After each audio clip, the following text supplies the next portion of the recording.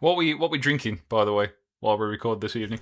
I'm on the hard stuff. I've got a cup of tea on the go at the minute. I've had a hot chocolate, so I'm yeah. What about you? I have a Polish beer, Summersby, Mango and Lime. I don't know how I feel with someone drinking at the helm. I don't know. It would explain a lot of things, that's for sure. I could have done with some as a get out of jail free card, but never mind. I don't drink, so maybe one episode I need to actually drink just because that one pint will just, I didn't get the nickname One Pint Pickering for nothing back in the day. Yeah. One Pint Pickering.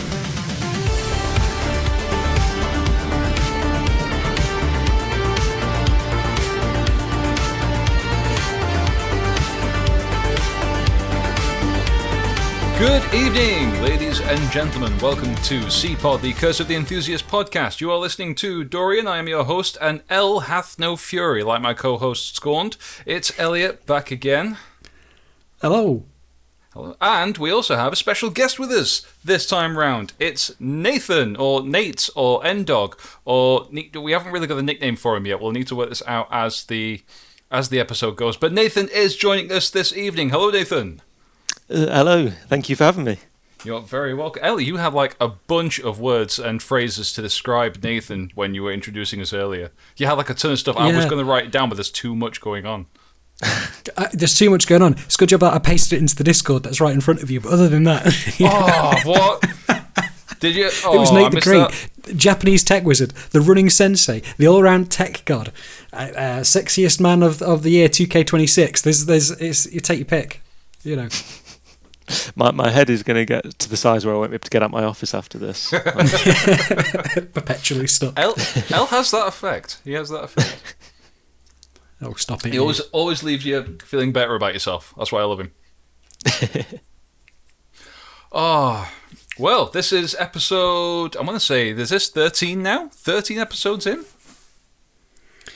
I think we should have checked that before going live on the podcast. Probably should have checked that. Maybe, yeah. I'm definitely not like whizzing through onto Spotify now to quickly check. I'm doing exactly the same. Well, you got it wrong. It's episode 12, so that's a great start to this episode. All right. Time has absolutely flown by. I've gone red. I've embarrassed myself on my own podcast. This is great so far. Fantastic. Well, excellent. I tell you what. Let me just grab that rope and pull you into direction. What have we all been playing this week? Well, I'll tell you what. I've actually got quite a bit to talk about in terms of what I've been playing. So I'm going to let Nathan go first. Thank you. What have I been playing this week? So I have recently just finished Uncharted Golden Abyss on the Vita. It's the first time playing it on the Vita, and did enjoy it. But I mean, it's an Uncharted game. Much of a muchness, aren't they? A lot of them, they're fantastic games. I had a few hiccups with it, and I'm not sure if it's the sticks on my Vita or not, but I had a few issues with the camera where it sort of had a mind of its own at times, which made it a bit frustrating. And it did also sort of feel like an extended tech demo at times for the Vita, sort of shoehorning in some of those features, the touchscreen and using the camera, and there's only so many times you can rub clean a tool that you find before you get a bit bored of it. But on the whole, I enjoyed it. I think it's a fantastic achievement for the Vita. So yeah, I finished that earlier in the week, and then I've just started replaying Resident Evil 3 as well, which is probably one of my favourite in the series. So yeah, that's what I've been playing. Fantastic. I did play Golden Abyss for the Vita years and years ago, as an Uncharted game, it's great. It does feel like a very compact Uncharted game compared to those for the PS3 and PS4, of course. But I get absolutely what you mean in terms of tech demo, because it was one of the launch titles for the Vita. So they said, look what this can do, and you go, all right, that's neat.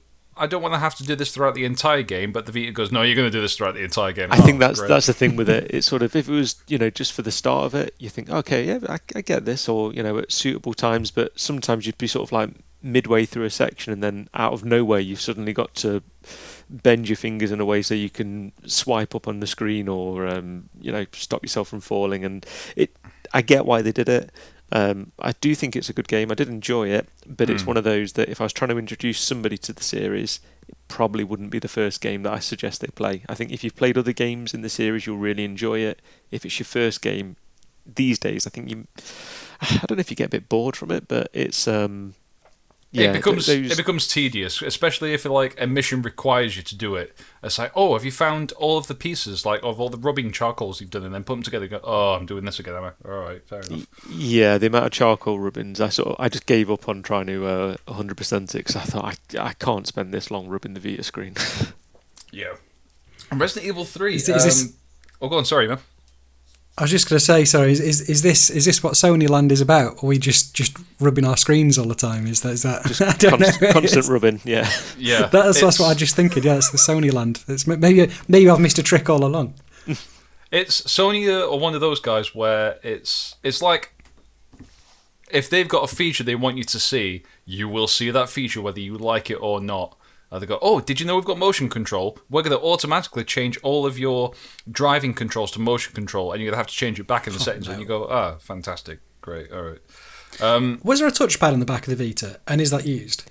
Yes. And rarely. Yeah, it does. You do use it in Uncharted. So in Uncharted, the main use for that rear touchpad is you'll sometimes find an artifact that you need to, examine, like a dagger or something, and you've got to wipe the dirt off with the touchscreen. But for you to rotate it, you use the rear touchpad to sort of pivot awkwardly. It's the rear touchpad is a nice idea, but in practice, it doesn't work particularly well on a lot of games I found. One of the issues with the rear touchpad as well, especially if you're emulating PlayStation 1 games, I tried to play Siphon Filter on my PS Vita the other day, and where my fingers naturally rest, the rear touchpad doubles up as L2 and R2, and I accidentally catch it all the time, and all of a sudden, the main character Gabriel starts strafing left and right, and I end up getting killed because that's exactly not what I wanted to do. Yeah, I had exactly the same problem, and so I bought a knockoff controller grip with rear trigger buttons that slots on the back of the Vita, so I get sort of both sets of shoulder buttons instead of having to use the rear touchpad. I say knockoff, what I mean is I bought a cheap one rather than the really expensive high quality Hori one that I couldn't justify the price of. It's about, I don't know, I think the last time I looked they're like 60-70 quid for this third party grip, and I think it's a lot of money for two shoulder buttons. It is, yeah, absolutely. I do need the two shoulder button thing. I do have that a Vita grip, just an Amazon Basics one, and it's great most of the time, but I need those extra shoulder buttons. The one I got was a couple of quid off good old AliExpress, and it makes playing PS1 games on it a lot more enjoyable. Nice, excellent. I'm going to have to peruse AliExpress as much as I don't want to. I'm going to have to take that dive. Elliot, how about yourself? What have you been playing, man? Oh, I've got a big list, but the first thing I need to start off with is I know, Nate, I think you play all sorts, across Nintendo as well, but I get the vibe that you two are quite Sony heavy as well. So I just wanted to blend in basically, so I could become one of you guys, so you didn't bully me. So I have actually got a PS2 emulator going. I've been playing Gran Turismo 4 upscaled because it's like the best sim driving game ever. It's absolutely immense. So I've got that on the LIX. So I've been playing that. I also set up the using DuckStation, so I've got Cooler World set up on there as well. Nice. So yeah, been kind of doing that. So that's been good fun. I've set up yesterday. I'm going to talk Nintendo kind of. So I got Wheatar thing, which uses the Wiimote. So using the Bluetooth stack on the actual device through the Microsoft stack, Bluetooth stack, whatever. Basically, I got Clone Hero, so I can play all of like the Guitar Hero songs and everything on one game. On Clone Hero, it's phenomenal. It's so good and it actually works. So yeah, I've been quite heavy playing around with sort of the LIX. I sort of brought it out of retirement for a little bit. Other than that, Ocarina of Time through the N64, emulated through Nintendo Switch Online. So I've got obviously the controller, so I'm still playing through that. I've just got into the Forest Temple, so I'm now at Adult Link, which is further than I've ever got an Ocarina of Time. So it's pretty cool. I'm loving that. It's a fantastic game. I think last time I played that was on the 3DS remake. It really got me back into the series, that did. So I hope you enjoy it, because it's regarded as one of the greatest games of all time for good reason, to be fair. I completely agree. I mean, when I've been working all week, as soon as things get slightly stressful, something's broken and there's all this pressure on, I've just been putting on sort of lo-fi mixes of Ocarina of Time, and it just suddenly life's all right. It's kind of everyone's stressing on fire, and I'm just like, just loving it. And finally, Pokemon Blue on Game Boy Advance. I've been playing that, and I think I'm roughly about halfway through it, but it makes me really sleepy whenever I play it. So it's kind of like in bed, like drifting off. It's kind of. But yeah, a few Game Boy modding things on the way, which I'll talk about once they've arrived. But yeah, that's it really. So yeah, sorry, it's quite a long list because I've just been playing different things, which is unlike me because usually it's solo Nintendo. But yeah, I just had to blend in. What about you, Dorian? Well, actually, I want to go back to your Gran Turismo 4 because I'm going to lead into that in just a moment. You say you're emulating that and upscaling it, but wasn't Gran Turismo 4 one of the games that came natively as 1080i? I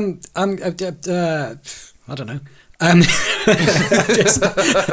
just used there's an upscaler built into that particular emulator, and I can use sort of the anti-striatic filtering, so it looks nicer. I'm just going to say it looks nicer.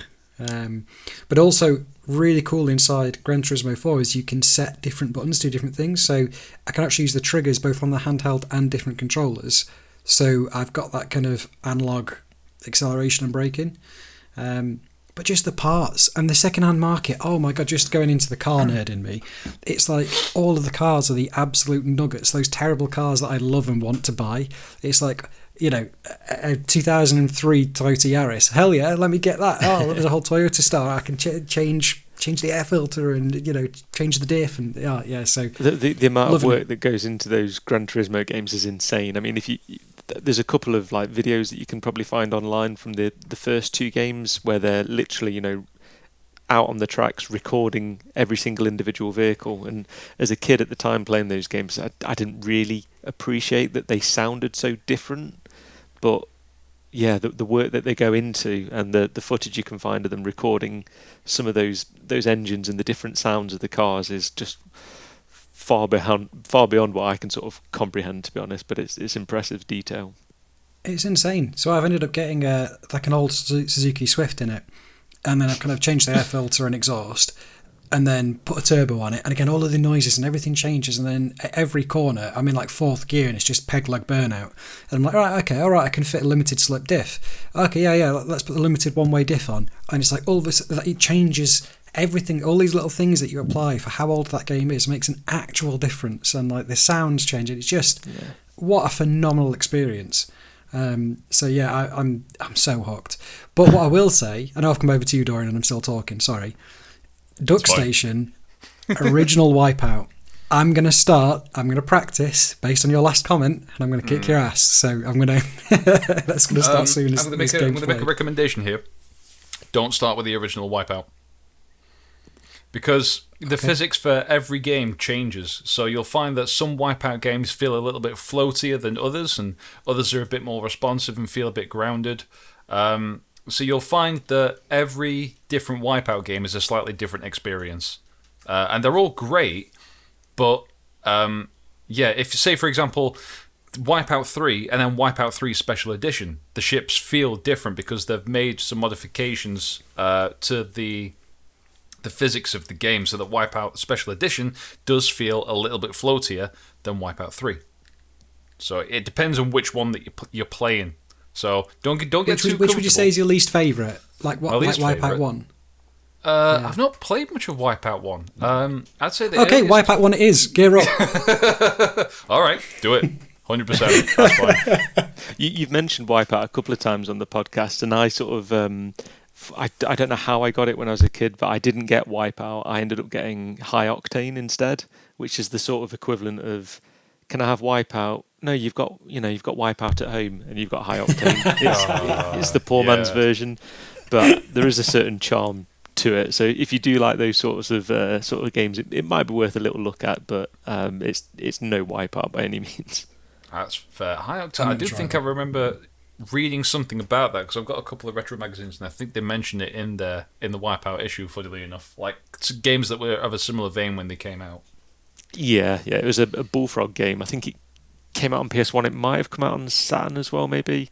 But yeah, I don't know how I ended up with that instead of sort of wipe. I don't think I was at the age where I really knew quite what I wanted as such. I must have just seen it and thought this looked cool. But in retrospect, since playing Wipeout afterwards, I realised, this isn't as good. That's fair.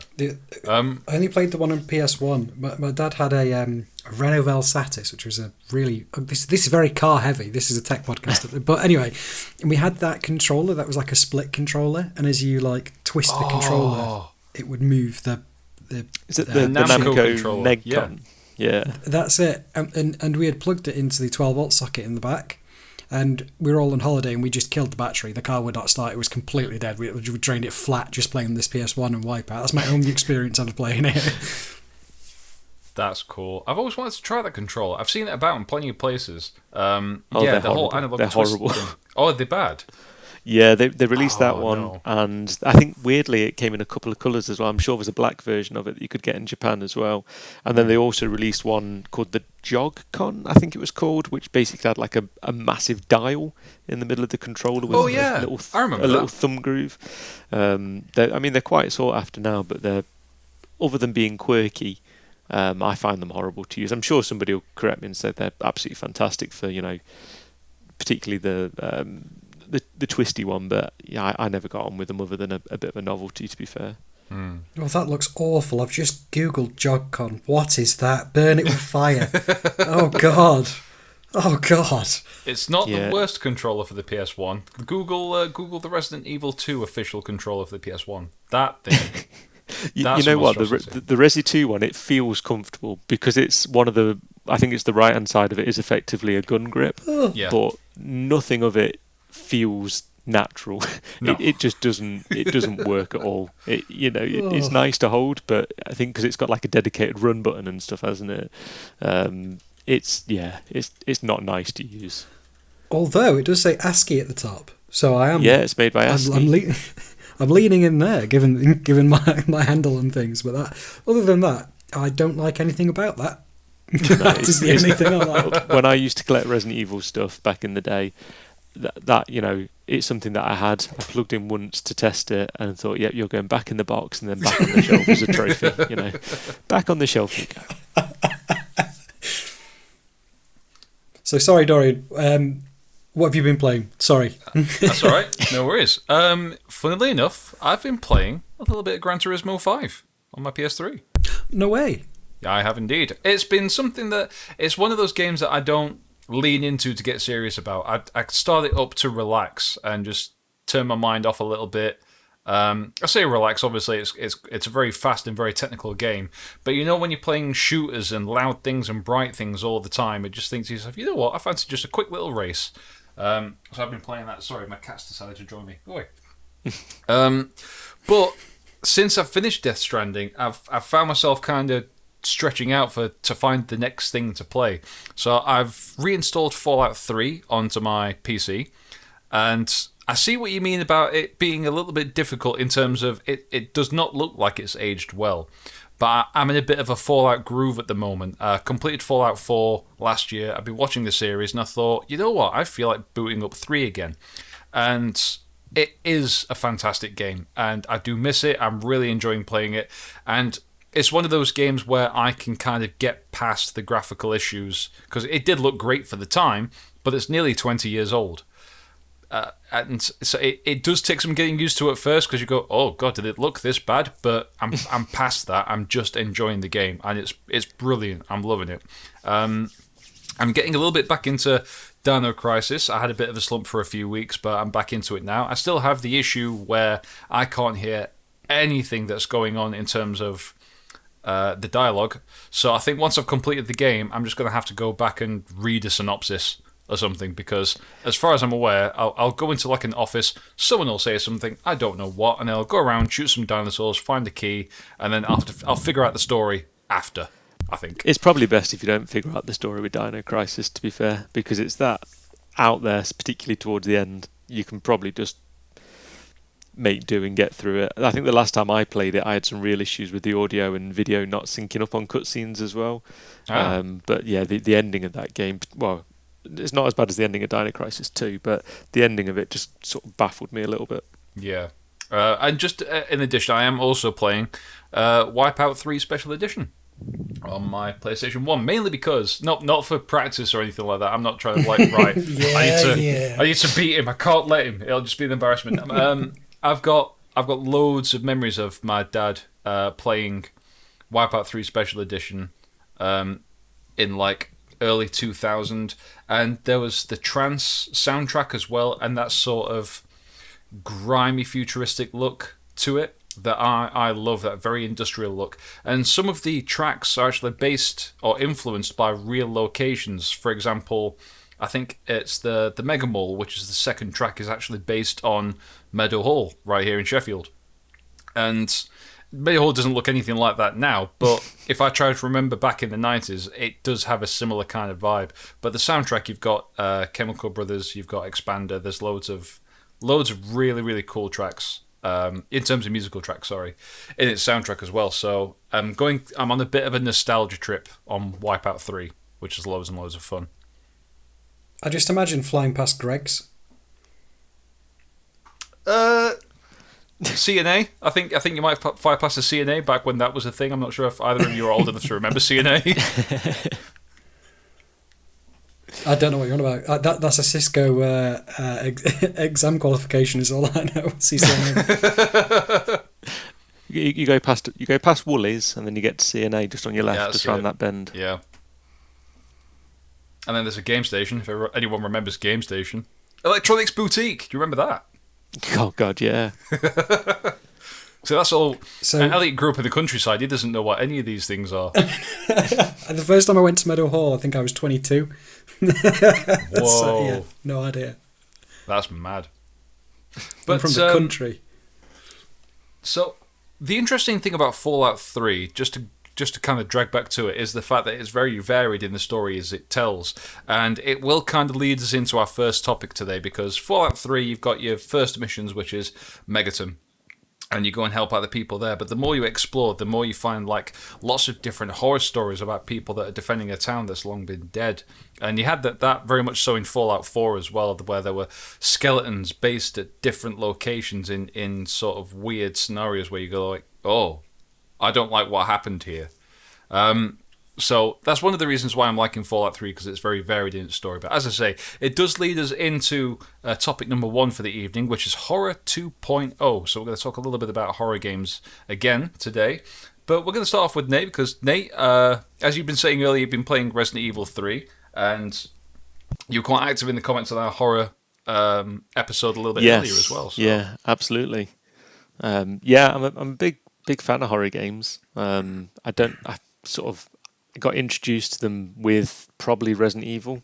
I think I'd be about 8, maybe 9 when I played the first game, and then sort of just hooked on horror games ever since, to be fair.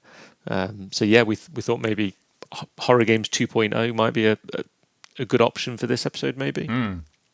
I think Resident Evil was a good starter place for a lot of people, because horror games back in the 90s tended to be on more PC engines. Like you had your Clock Tower, Alone in the Dark, and then Resident Evil took influence from both of those, but it brought it to PlayStation, which had obviously become very popular very quickly. So loads of families have bought PlayStation for the first time, and then the first big horror game was Resident Evil. So I do feel like there was loads of kids and loads of families where Resident Evil was their point of contact for horror mainly, and of course it blew up from there. I certainly remember that.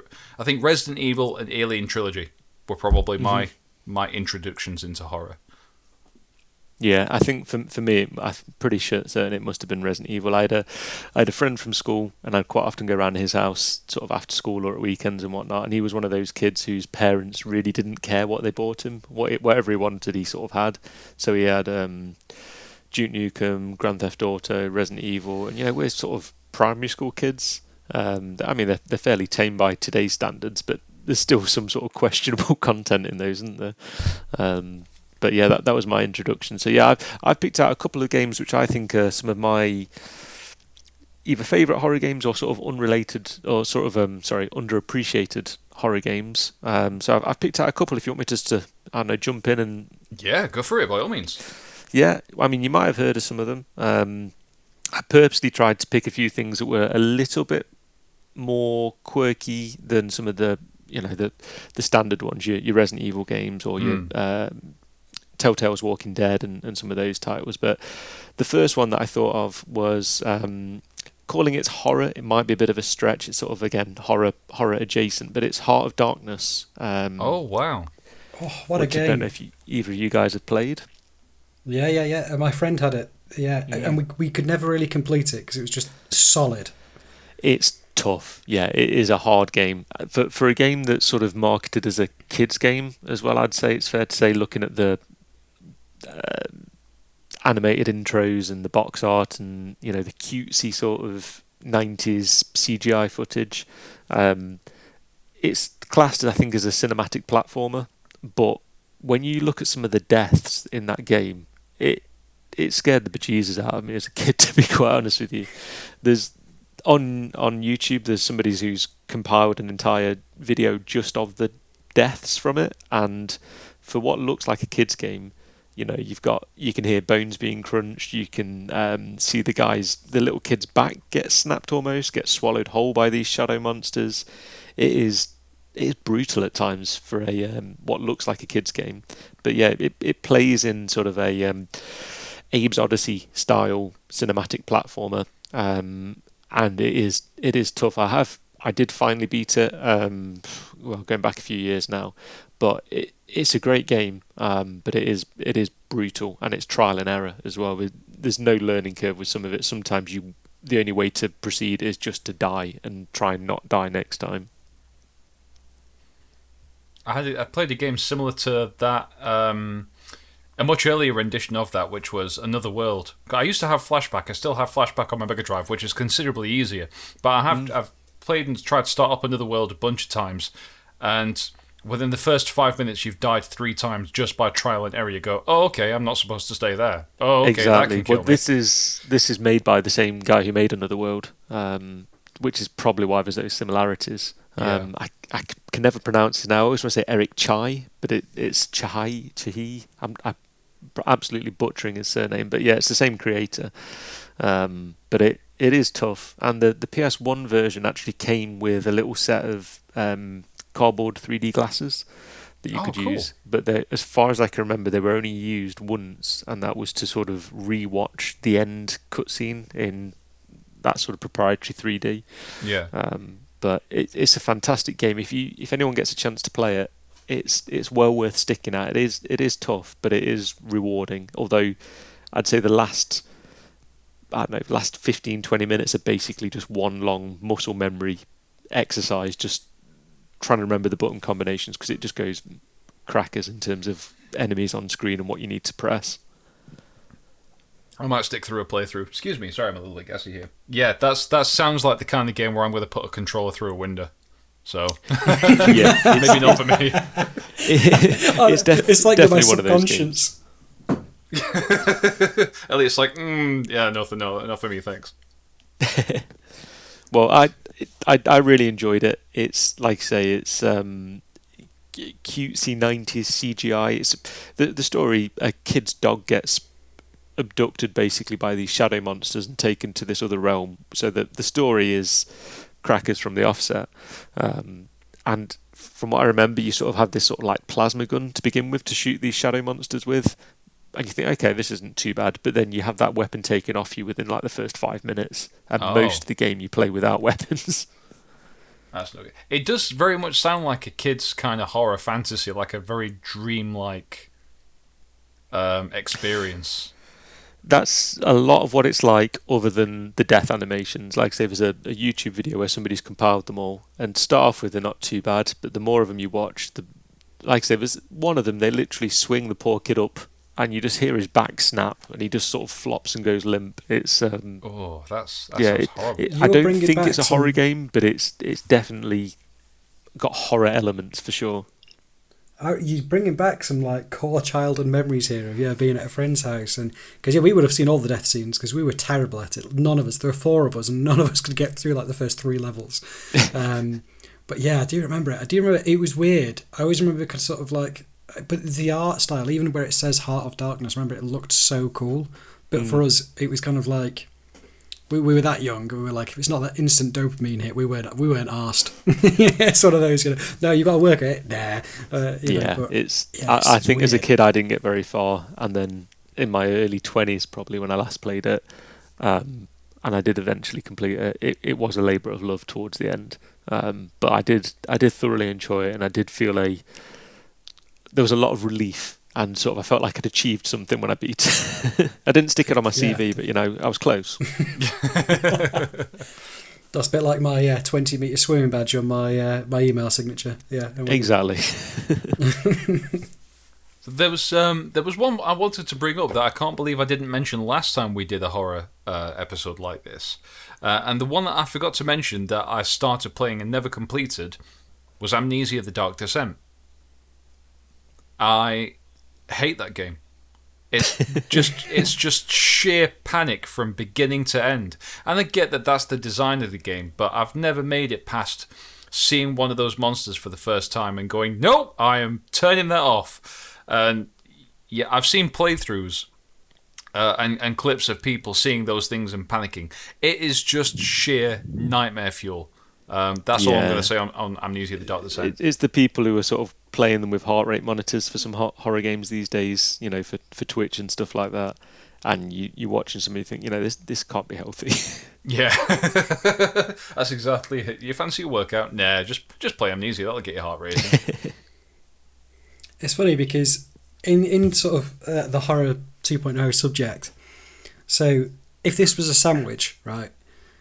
Nate, you'd be like the most gorgeous sourdough bread, freshly baked.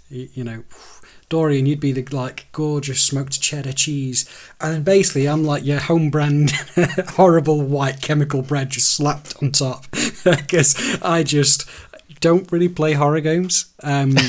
It's never something that's really appealed to me. I know I've watched my dad play.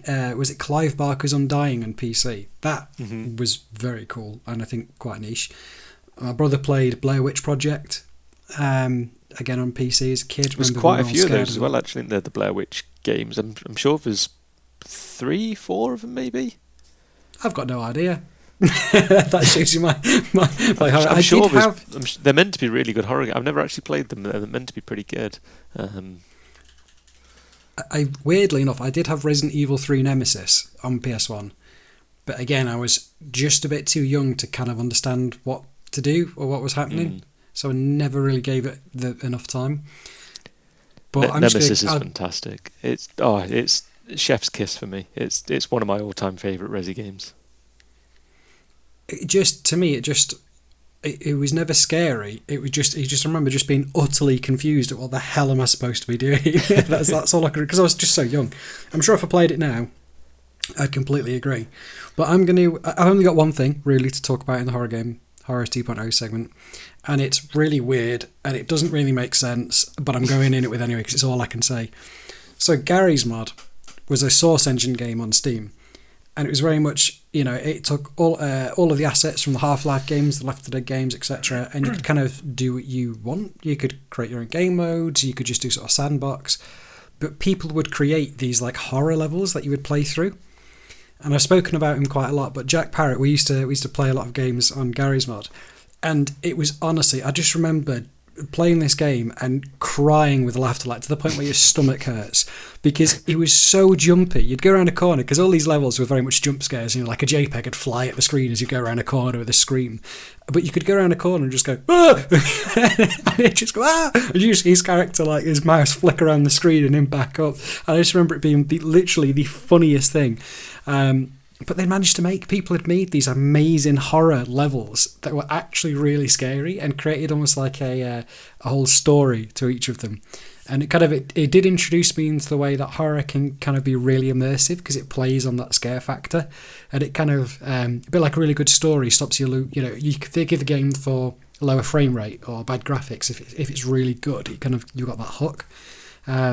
But yeah, it's a very weak entry, but that's all I've got, guys. So I'm gonna just bow out as the spectator and have a listen. So I just want to interject there, because funnily enough, you've just reminded me of something that is horror. It's based on Gary's mod / Left 4 Dead. And it's one of the funniest things I think I've ever experienced me, you, and Jack do on a PC. Because I'd reinstalled Left 4 Dead so that me, you, and a couple of other mates could like do co-op.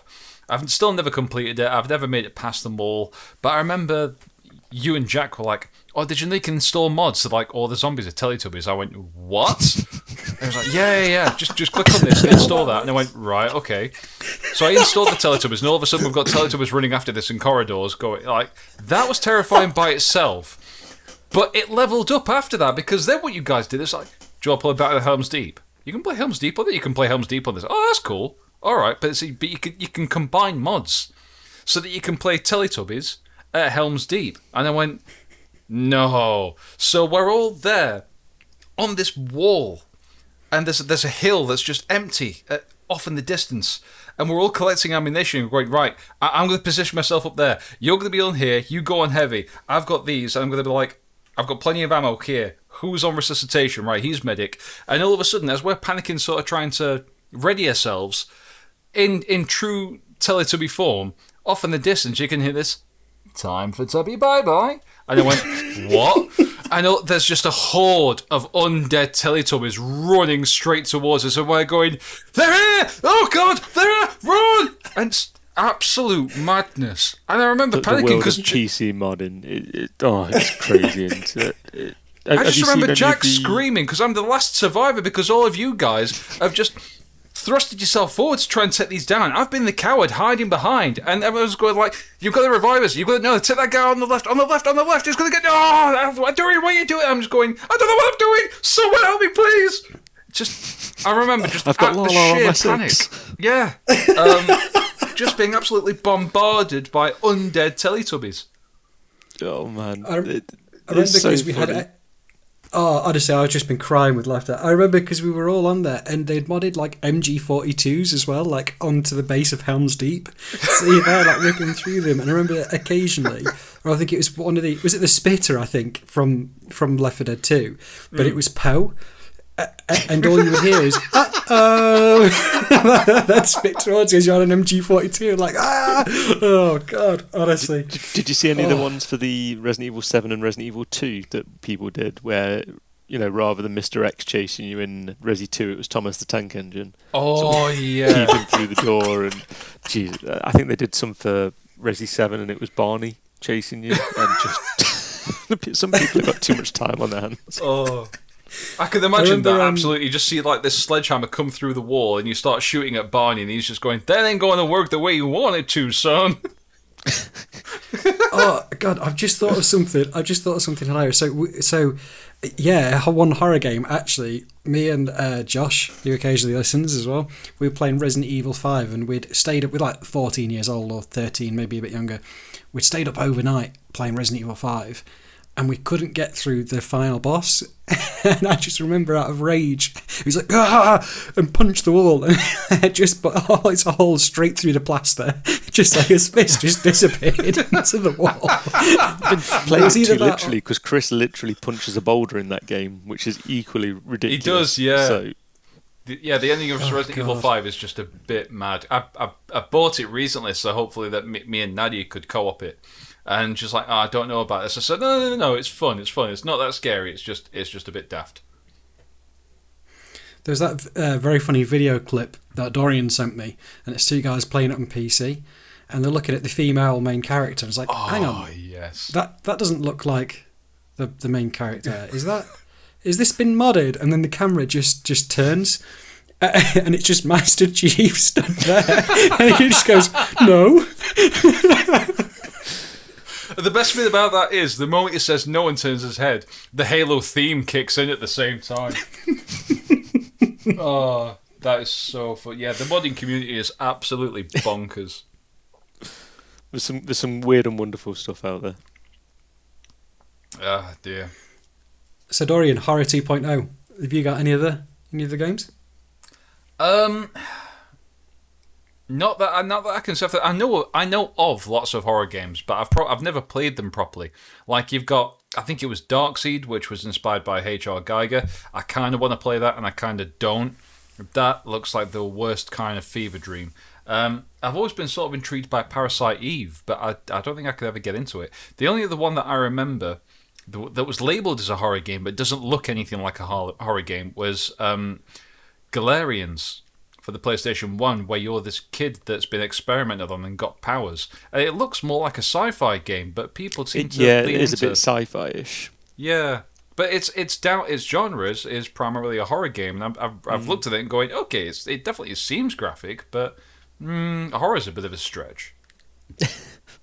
Well, I had two more on my list that I was going to mention, and one of them, like I say, one of them is a horror game, and one of them is horror adjacent. Again, it's sort of psychological horror at times, but it's I don't think it knows what it is. It's a game called Fahrenheit. I don't know if either of you guys have played that before. I've played a little bit of Fahrenheit, yeah. Yeah, so it's known as Indigo Prophecy in the States, but it's a David Cage game, so it's sort of the precursor to games like Heavy Rain. And Fahrenheit, although it's not really a horror, I mean, it's got... You start off and you literally murder somebody in the bathroom of a diner with no knowledge as to why you've done it, and you have to sort of hide his body almost straight away within like the first few minutes of the game. And then as the game progresses, although it's sort of choice based and there's all sorts of different elements, some of which haven't aged particularly well at all, but it goes into sort of like cult worship and this sort of psychological stuff, and then the second half of the game just goes south so quickly. I've never known a game sort of be on the cusp of something so good and then drop the ball so hard. But the first half of that game is brilliant, and it's like I say, it's not really a horror game as such, but there's definitely, to me at least, there's psychological horror elements to it. If you like games like Heavy Rain, it's well worth a play, but it's a tough sell these days because some bits on it are just so painful and tedious, to be honest. I've only ever played, I think, the first 5 or 10 minutes. And I do remember the bit where I think your character's seemingly possessed because you can see his head or his eyes twitching, and then he wakes up, and I think your first mission is hide the body. And I remember there being lots of candles and flashbacks into this cultist thing. That's it. It's almost like somebody's pulling the strings. It's like he's the puppet almost. So yeah, you literally murder somebody in this bathroom, wake up, and then you realise that 2 cops have walked into this diner as well. So now you need to sort of quickly hide the evidence as best you can.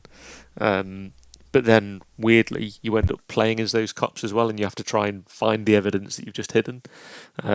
So you play sort of both sides of the story. It is really interesting to start off with, but there's a lot wrong with that game as well. It starts off so well, and then by the end of it, I swear you are flying around in the sky like something out of the Matrix meets sort of just Japanese anime kind of stuff, and it is just crackers. It's worth a play, but temper your expectations, I'd say. Just to quickly go off on a tangent, Elliot's never seen The Matrix. Oh, Elliot. I don't watch films. I don't get any pop culture references. Honestly, it's I've lived under a rock, and I'm quite happy. I like my rock. It's a nice boulder. What can I say? I don't know where to start with you now, to be honest, Elliot. I'm reconsidering our friendship. Oh. Is it you're not angry? You're just disappointed. I think I'm angry as well, to be honest. Well, the other one I've had all my life. It's like water off a duck's back, but that one might take me actually. That might, What was your last pick, Nathan? My last pick was again, it's not a great game by any means, but it's a game called Cold Fear. I never played that which one. I played it on the PS2. I think it also came out on the Xbox and probably PC at the time as well. And it's often regarded as a Resident Evil 4 clone. But in fairness, it came out sort of like 2 months after it. It had really unfortunate timing of when it came out, when Resident Evil 4 was probably the biggest game on the planet at the time. Yeah. Completely, rewrote the book on horror games and what they could be. So yeah, Cold Fear was a game that I ended up renting from Blockbuster back in the day, on the rare occasion that I ever did rent one. And you start off on a tanker, like a boat. It's sort of RE4 meets Metal Gear 2. Metal Gear Solid 2, sorry, the tanker section where you play with Snake, it's a weird hybrid of the two, but it doesn't do either of them particularly well. But the one thing that it does do really good on this sort of ghost ship that you end up on to begin with is the physics of how the boat rocks and the waves move and the water splashes on the camera, and it's got some really interesting effects. But the game does get tiresome quite quickly. It's got no map, and you're on a boat to start off with hundreds of doors, so you get lost or very repetitive very quickly in that sense. But the gameplay, for the most part, it's pretty good, but just not as good as Resident Evil 4, unfortunately. That's fair. I do have one quick shout out before we move on to our next topic, which is a game that I've tried to play multiple times, and I want to enjoy it, but I think it's just a bit too big and a bit too difficult because I'm a big fan of the series, which is John Carpenter's The Thing. I love the film, and I have done for a long time. It's one of my favourite films. And of course, they've got a sequel for the PlayStation 2 that recently got remastered for modern consoles. And excuse me.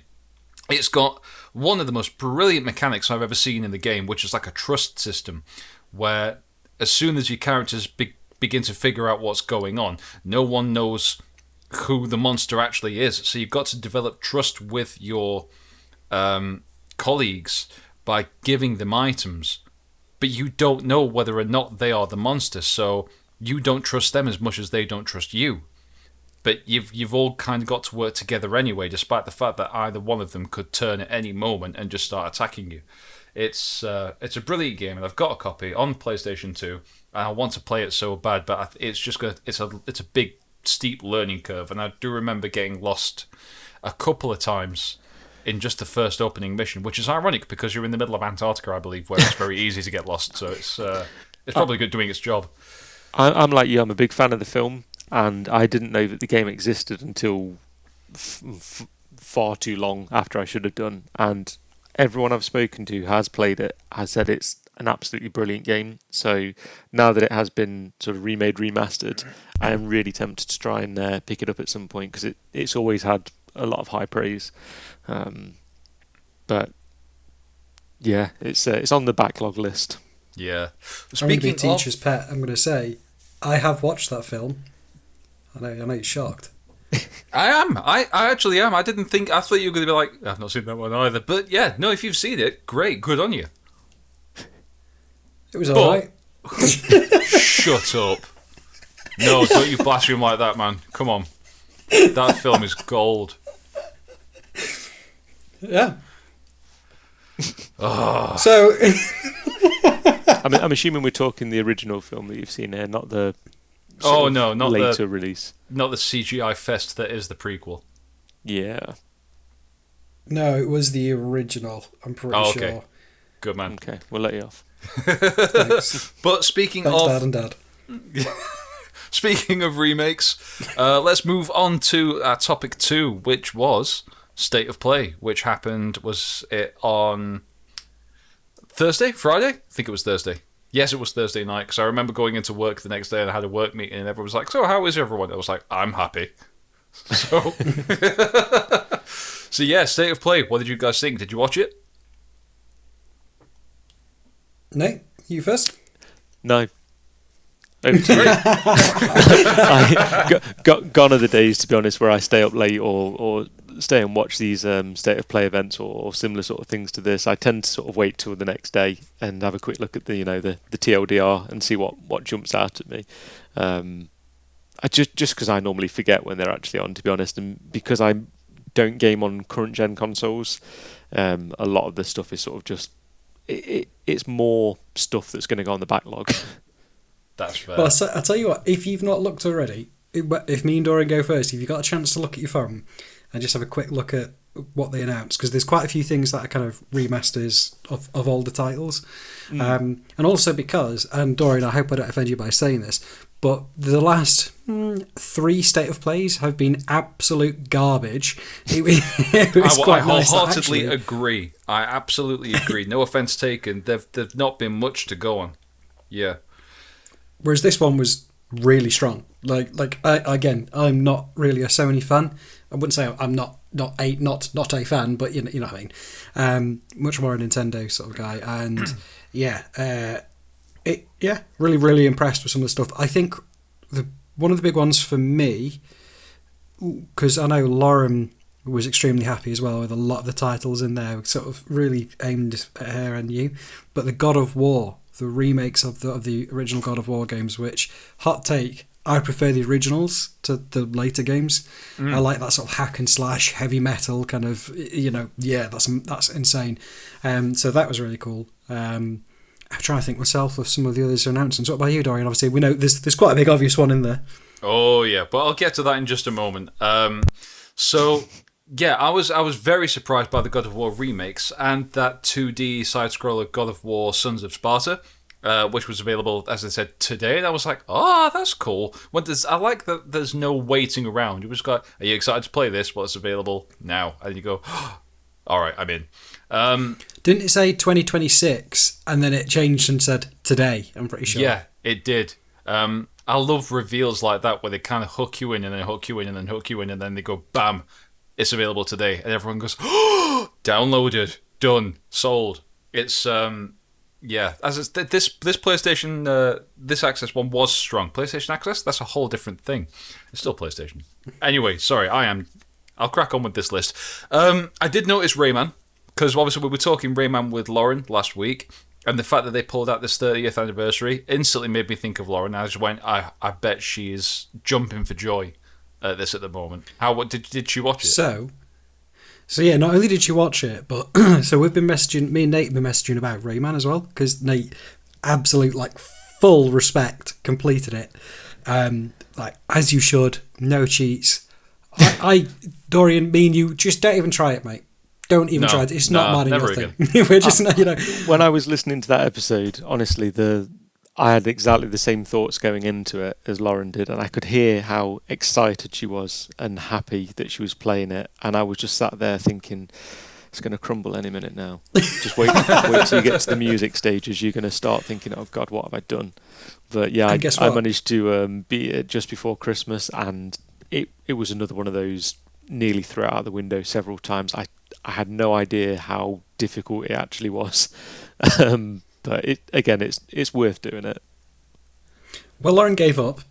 Oh, no. She was like, I can't play this. It's too hard. But then, of course, it's just so she took it off her list. So she's got a separate shelf on the bookshelf for all of her backlog. So that's what she focuses on. Obviously, I've got sort of my list, and you've got your gaming journal. And anyway, yeah, this came out, and she bought it instantly on Switch, which made me happy. But yeah, so she can play it again because you can rewind, because they've got those sort of quality of life features that, like I've spoken about with the Nintendo Switch Online stuff. So now she can, it's still hard, but she's got sort of a helping hand to make it enjoyable. So it's not just rubbing either your face up against a wall or rubbing the wall. So it's, it's... There's a few sections on that game where that rewind will be really helpful, because on the original, to get to the last stage, you had to unlock or release all the lums from these cages, and quite often you would have to go past where the cage was and listen for a little audio clue and go back to it, and quite a few of those are really easy to miss, or you sort of running at speed and you sort of can't easily go back. They're sort of blink and you miss it moments, so that little rewind feature will be a bit of a godsend for people. Sounds like a whole lot of nope. I've been playing Gran Turismo 4, and I'm just like, the soundtrack, let's mod this car, this Japanese car, let's get Suzuki Cappuccino and all this, and then all of a sudden I just hear the Rayman music, but it's really janky, and I'm thinking, God, am I feeling alright? And I realise it's just Lauren rewinding it 66 times to land a jump or something, It has had a lot of complaints about the soundtrack though, hasn't it, the new one? I've seen quite a few bits online, people saying the soundtrack doesn't quite work the same as it was in the original, and people aren't as impressed, but I think people just like to moan sometimes, don't they? Yeah. Well, one of the bonus things about modern gaming is that they'll update that in a patch. If you complain enough, they'll fix it. Yeah. Excuse me. One of the other things that did get me a little bit excited was Star Wars Galactic Racer. Now, there's tons of Star Wars games already out there, but this did look interesting because there's a Wipeout-esque kind of feel to it. and it looks like there's more ships than just the ones that you've seen in the the previous games. However, sort of towards the end of the trailer, I thought to myself, well, it looks good, but it's not the same without a pod race. And at the very end of the trailer, they showed the pod race, like Sir Bulba's engine going. I thought, yeah, there it is. That's what I was after. Did you think, now this is pod racing? That's exactly what went through my mind. Actually, I lie. I feel like I'm disappointed in myself that that's what didn't go through my mind. Hey, you just made a... You just made a pop culture reference. Hey! I know, I did a thing. Because we watched episode 1 in the caravan last year, and I can tell you, it's the worst one. Hey, Elliot, stick that gold star on that sheet that we gave you for when you get one of these references. Yes. Get the gold star. I can put it on the sheet. Sorry, yeah, perfect. The last one I did want to mention, and it was, honest to God, I jumped for joy. I actually double-fisted in the air and just went, yes! And Nadia was sat with me at the time because it was one of the earliest things that got announced, because they were just talking about, I can't remember what game it was because I got far too distracted. And they went, and now a little something for our Legacy of Kain fans. And I went, what? And they announced Legacy of Kain Defiance Remastered. And I was so happy. A few choices in there that I thought, okay, well, fair enough. Like, some of the skins look a little bit weird. I think Raziel's skin looks a bit odd. But yeah, it's one of those where, again, you can switch between the original graphics and the newer graphics. They've fixed the camera, which I'm so happy about, because the camera in the original Defiance was awful. But they've also included the demo for a game that was cancelled called Dark Prophecy. Now, what I did find a little bit odd is actually there have been 2 Legacy of Kain games announced. The Defiance Remaster was in State of Play, and the other one, Ascension, wasn't. And Ascension is another sort of 2D animated side-scroller that ties into a timeline that's set between Blood Omens and Soul Reaver. For anyone that does not play Legacy of Kain, you won't have a clue what I'm talking about. But it's kind of set in the history of the land of Nosgoth, where the Legacy of Kain is set. But it kind of ties into a comic that was released last year that was not received particularly well by fans. What is interesting about these 2 games is that Ascension, which is the 2D side-scroller, has been made with the aid of Bitbot Games, who did the Bitbot. whole Bitbot. It is Bitbot, right? I've got no idea. Okay. It sounded nice to say it. Sorry. Well, the Bitbot did the Kickstarter, of which a lot of people. It does sound a bit weird to say. A lot of people were a little bit disappointed by. I'll say. However, Defiance, because the Soul Reaver remastered was great, but it was made by a team of fans, and it's great, but Defiance has actually been done by, I think, Crystal Dynamics themselves, which makes you go, have they finally taken over the franchise again? Are they finally doing something with it? So there was a YouTube video that I watched where a guy was saying, you know what, I think this is Crystal Dynamics testing the waters to see whether or not it is still worth investing in that IP. And if it does well enough, great, maybe they will bring it back to life. And if it doesn't, then we'll just let it die there and then. But a couple of remasters of the best games, yeah, I was unbelievably happy. And I don't have to wait for ages either, because it comes out next month. So I am happy as Larry. I think that's the thing with a lot of these, isn't it? That there's really not much of a wait for them to come out. The stuff that they're announcing at these states of plays and stuff. I mean, like I said, I didn't watch it, but I did have a quick read the following day. And I think the other one to mention for a bit of an honourable mention is probably the Metal Gear Solid Collection Volume 2. Yes. I don't know if either of you guys saw that at all, but Metal Gear 4 has been locked to the PS3 for far too long. So I'm glad more people will get to experience that hour-and-a-half long cutscene at the end of that, or it's about 70 minutes or something ridiculous, isn't it? Yeah. Have you seen as well? Didn't they do it? Sorry, Dorian, you go. No, you go for it, bud. See, didn't they do a free update to the original collection as well? Haven't they done sort of a graphics overhaul and clarified some, like cleared the text up and all sorts and cutscenes? I don't know. They may well have done. Yes, is I the answer. think it's yeah. I only really looked at this Volume 2 collection, which is Metal Gear 4 Peace Walker, but it does also include the Game Boy Color Metal Gear Solid game, Ghost Babel, which is it's a very expensive Game Boy game to buy these days, but if you haven't played it, it is an astonishing game to say it's on the Game Boy Color. The way that it works and plays, there's some really, really good features on that game. You have that some game? Frustrating bits. Had. Sadly. Oh, don't. As a kid. I'm exactly the same with Resident Evil Gaiden for the Game Boy Color. I don't know how I ended up getting rid of it, but nowadays it's quite expensive, and I'm like, damn, why did they ever get rid of that game? Yeah, that's an acquired taste, isn't it, Gaiden? It gets a hard time, but for good reason. If you can stick it out and you can play it and you can get used to the timing sort of slider that they implemented in it, it's it's non-canon, but it's an interesting game. But yeah, it's a tough game. We're an hour into this podcast. This is insane. It's our longest one so far. So we are going to try and wrap things up. We're going to go into topic 3 for today before we wrap things up, which is Today in Gaming, which is the part of the show where we go onto mobygames.com and take a look at what's happened today as recording, the 15th of February, to see what's gone on in the past. I actually looked prior to recording just to see what's been going on, and there are some interesting picks today, so I'll let you guys go first. Well, I've just found mine straight away, which I think is going to surprise you. Nate as well, I've just put the link in the Discord if you haven't seen it, or if you've not got it in advance, because we've I've got it. There, so yeah. Apologies. Mine would have to be 33 years ago, which was it was a year before I was born, but I played it because, of course, it's MS-DOS, so that was my childhood, and that and Game Boys. So yeah, Star Wars X-Wing. That's on my list. It's on my list. I'd seen. It's one of the very first. Was it 3D? Was it full 3D? Was it like a pseudo 3D?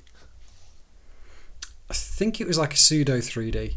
Yeah. They did a hell of a lot with very little.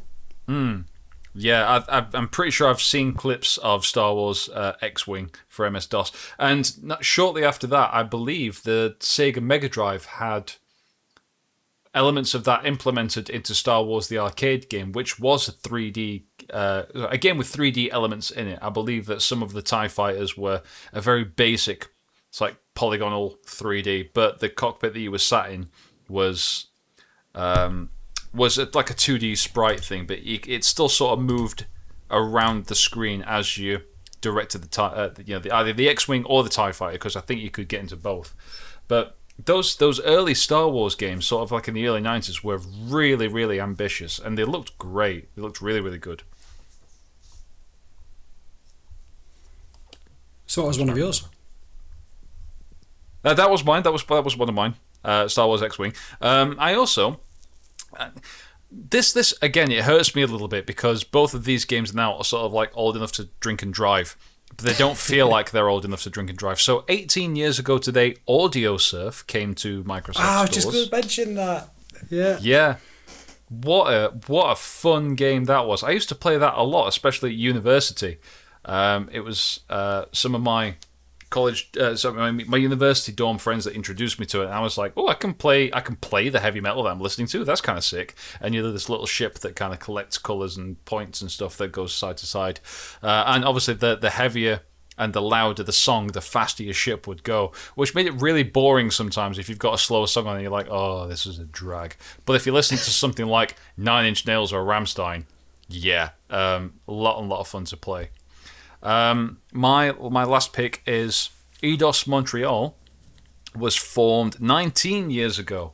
I specifically remember Eidos Montreal because it was shortly after that they released Deus Ex Human Revolution, which was the very first game that I got with my PS3 when I bought my PS3, and I still love that game. It looks a little bit dated. I can't believe it's nearly 20 years old, but yeah. Absolutely love that game. Thought it was great. And I've tried to play the sequel, but I keep putting it down. I can't remember why. But the Deus Ex games are fantastic. So yeah, 19 years ago, Eidos Montreal, nearly 20 years ago. I don't like how old I am. It's beginning to bother me. What what I do want to just jump in on there is obviously their original studio, was in Wimbledon in London, but the key development team, which was Core Design, the guys that created Tomb Raider, was actually located in Derby, so very close to us. Just thought that was cool. So Nate. Yeah, well, I had a quick skim through the list, and one that jumped out to me that I can't understand how it was 19 years ago was the Japanese release of Professor Layton and the Curious Village.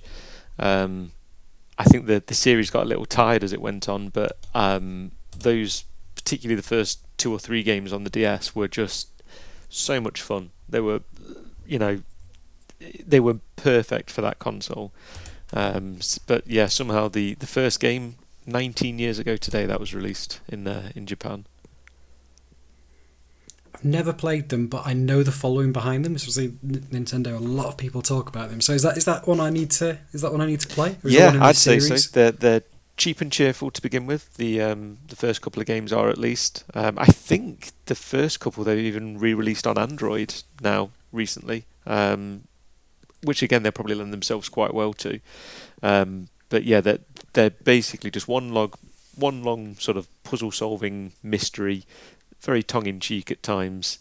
Some of them are a bit frustrating to work out what they're trying to get at, but they're one of those that anyone can play sort of games. But yeah, I'm surprised you hadn't played them, being a Nintendo fanboy. To be honest, I thought you'd have Layton's puzzle-solving club tattooed on your arm or something by now. Yeah, well, I'm disappointed in myself, to be honest with you.